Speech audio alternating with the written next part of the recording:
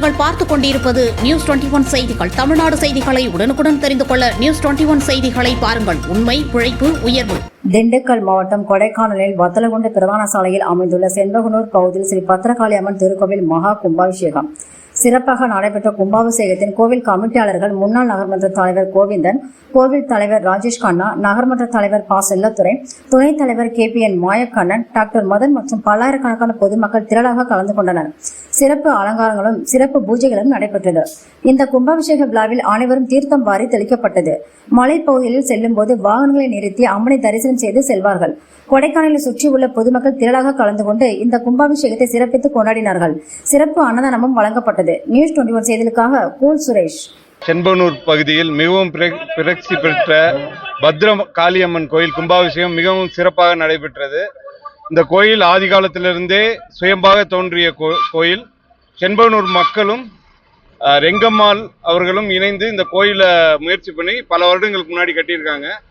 எந்த ஒரு முக்கிய காரியத்துக்கு கொடைக்கானல் மக்கள் போகணுன்னாலும் இங்க நிப்பாட்டி சாமி கும்பிட்டுட்டு போறது ஒரு ஐதீகமாகவே மாறி இருக்கு.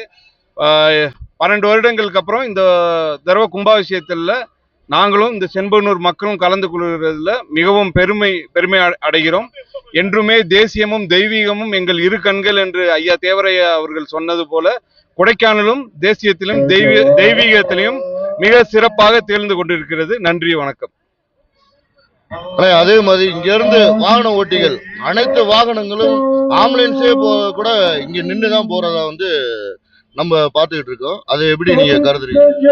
ஆம்புலன்ஸா இருக்கட்டும், லாரிகளா இருக்கட்டும், அனைத்து வாகனங்களுமே இங்க நிப்பாட்டி அம்மா கிட்ட பத்திரகாளி அம்மன் கிட்ட ஆசீர்வாதம் வாங்கிட்டு எலுமிச்சம்பழம் வாங்கிட்டு போறது ஒரு ஐதீகமாகவே இங்க கடைபிடிக்கப்படுது.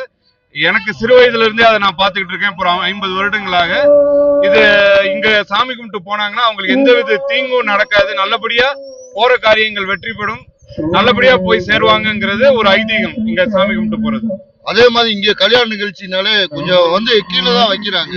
அந்த கல்யாண நிகழ்ச்சிக்கு போனா பொண்ணு மாப்பிள்ளை எல்லாமே இங்க வந்துட்டு தான் போறதா ஒரு ஐதீகமாவே பண்ணிக்கிட்டு இருக்கதா. இந்த ஏரியா மட்டும் இல்ல, கொடைக்கானல்ல இருந்து கல்யாணத்துக்கு போனாலும் இங்க அம்மா கிட்ட ஆசீர்வாதம் வாங்கிட்டு தான் போவாங்க.